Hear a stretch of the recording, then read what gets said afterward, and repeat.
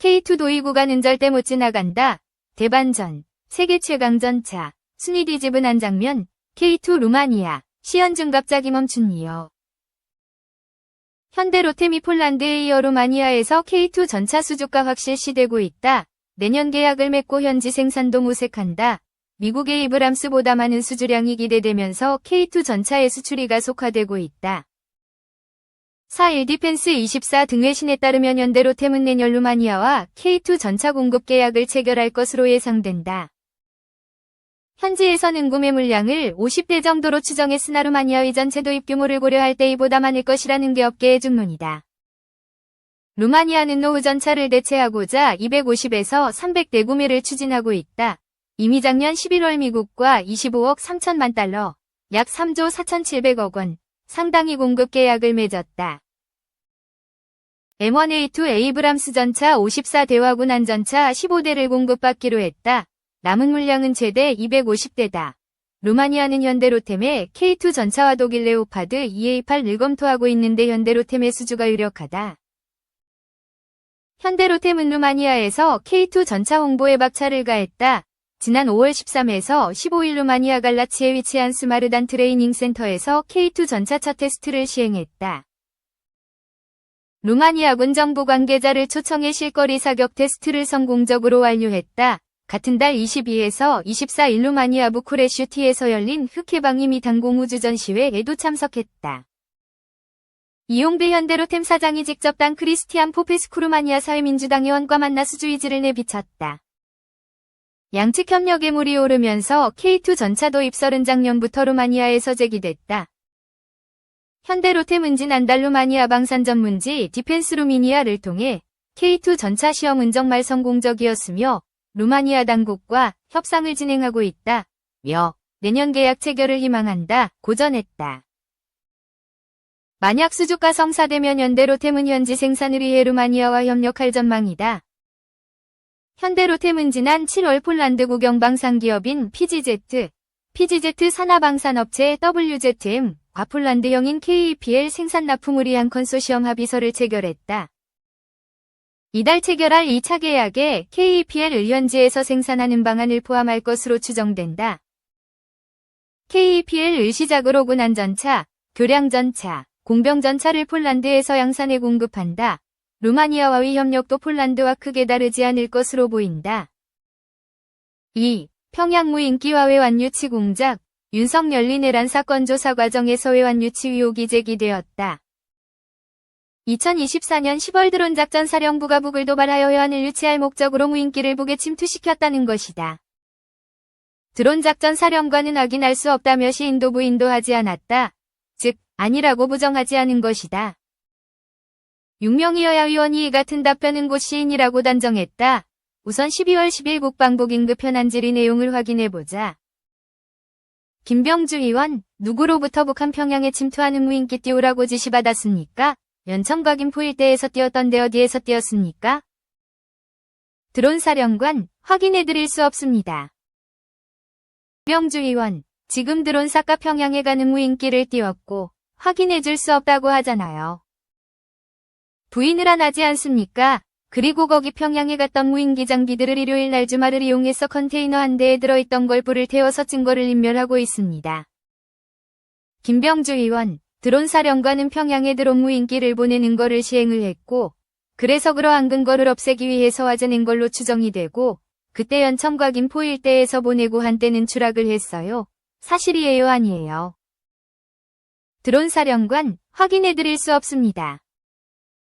부승찬 의원, 드론 추락해서 급히 수거한 적이 있죠. 5 군단 지역 내에서 트럭을 보내서 거기에 피라통도 있었어요. 똑같은 종류고. 심리전단장님, 양현수, 나와주세요. 대북전단 심리전단에서 제작해서 뿌렸죠. 이래서 코버트 액션을 공작이라 그러는 거예요. 이후 박범계 의원은 24년 12월 27일 확인 결과 실제로 한국이 무인기 드론이 평양 상공으로 보내지고 심았다는 그런 확인을 받았다고 했다. SBS 뉴스에 따르면 이 컨테이너에 무인기가 아닌 전단 통과 전단이 있었다고 한다. 국방부 소식통은 평양 상공의 무인기에서 떨어졌다고 북한이 주장하는 전단 통과 전단이 있는데 그와 같은 물품들이 컨테이너에 있었다고 말했습니다. 라고 한 것이다. 부승찬 의원에 의하면 훈련 시부터 무인기에다 비라통을 장착하고 그 비라통은 3D 방식으로 제작을 했다. 7. 고한다. 드론 작전 사령관이 현재 운용하는 프로는 공격용이 없고 모두 정찰용 드론이라고 한 점에 비추어 보면 전단지 살포는 분명히 정찰 드론의 작전 범위를 벗어난 용이라 할 수 있다. 25년 1월 이 일부 승찬 의원실 관계자는 김용대 드론 작전 사령관이 V 대통령을 이미 위지시라며 국가안보실에서 무인기 침투 작전이 하달됐다고 말했다는 군 관계자의 증언을 확보했다. 고 주장했다. 또한 작전을 국방부 앞 참모르게 해야 된다. 라며 안보실에서 지시가 내려온 것으로 주장했다. 이 글은 대통령실의 부인에도 불구하고 국회의원들이 받은 제보에 기초한 주장과 북한의 증거 제시 등을 기초로 군용 무인기의 평양 침투가 사실임을 전제하겠다. 이 경우 각 주체별 책임 여부를 살펴보고 최종적인 책임이 유엔 사령관에게 있음을 증명하고자 한다. 다음으로 한국군이 전시계 허미 조건을 조성할 목적으로 한 행위에서 현재가 구성되는지 살펴보고자 한다. 이에 따라 주한미군과 유엔사에 어떤 책임을 물을 수 있는지 더불어 살펴보고자 한다. 1. 한국공역에서의 항공안전법. 무인기에 대한 한국공역에서의 통제는 항공안전법으로 하고 있다. 그러나 이법에 의하면 군용 무인기는 특례를 적용하고 있어 항공안전법으로는 통제할 길이 없다. 국군의 항공기와 주한미군의 항공기 역시 항공안전법 위적용에서 제외된다. 11. 따라서 이 사건에 있어 국토교통부 장관이 혐의는 묻기 힘들다. 2. P518 한국전술지대와 비행금지구역에서의 유엔사, 연합사, 주한미군 사규정 95에서 3. 비행금지구역은 대체로 민통선 이상공과 겹치고 P518 한국전술지대는 민통선 남쪽, 서울 사이에 설정된 지대이다. 따라서 P518 전술지대는 비행금지구역과 그 안에 설정된 비행회랑을 모두 포함한다. 이 지대 안에 드론 작전 사령부를 비롯한 육군 무인기 운영부대가 위치해 있다. P518 한국전술지대 내 드론 운용부대는 3군데이다. 포천시설운동 드론 작전 사령부, 구육군제 15항공단, G217, 양주시가 남리육군제 11항공단의 하부대, 양구군 안대리 육군제 13항공단의 하부대, 지사공사 12이다. 드론 작전 사령부는 제1 드론여단, 제101 드론대대, 제105 드론대대로 구성되어 있다. 13. P518 전술지대와 그에 포함되는 비행금지구역과 다시 그 안에 포함되는 비행회랑에서의 비행을 규정하는 것은 유엔사, 연합사, 주한미군 사규정 95에서 3이다. 이 규정은 이 공역의 지상고도 243m, 800피트 이하에만 적용된다. 만약 무인기가 지상고도 243m, 800피트 이상으로 상승하면 어떻게 될까?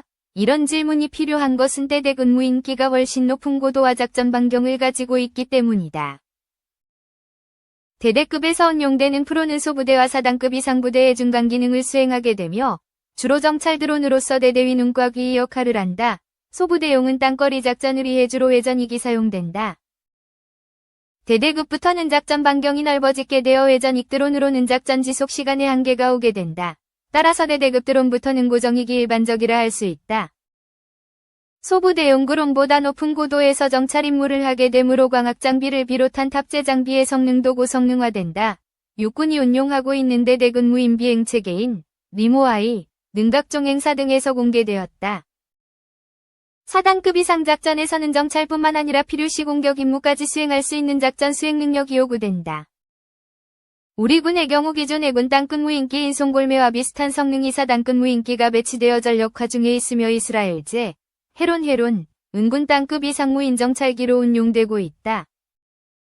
따라서 이들 대대군 무인기는 지상고도 243m 이상으로 비행할 수 있고 이때부터는 한미연합, 공군구성군 사령부 규정 60에서 8. 한국안충지대 한국전술지대 비행작전 및 부주의로 인한 비호방국 국경월경 방지 절차, 위조항이 적용된다. 결국 이 공역에서의 모든 비행은 최종적으로 미군의 규정하에 있는 것이다.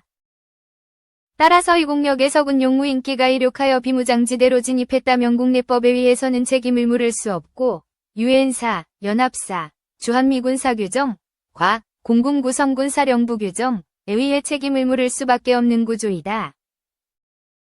1. 정전시작전 통제권, 유엔사, 연합사, 주한미군사 규정, 은법이 아닌 내부 규정에 불과하다. 1994 연평시작전 통제권, 정확히는 정전시작전 통제권이 완수되었다.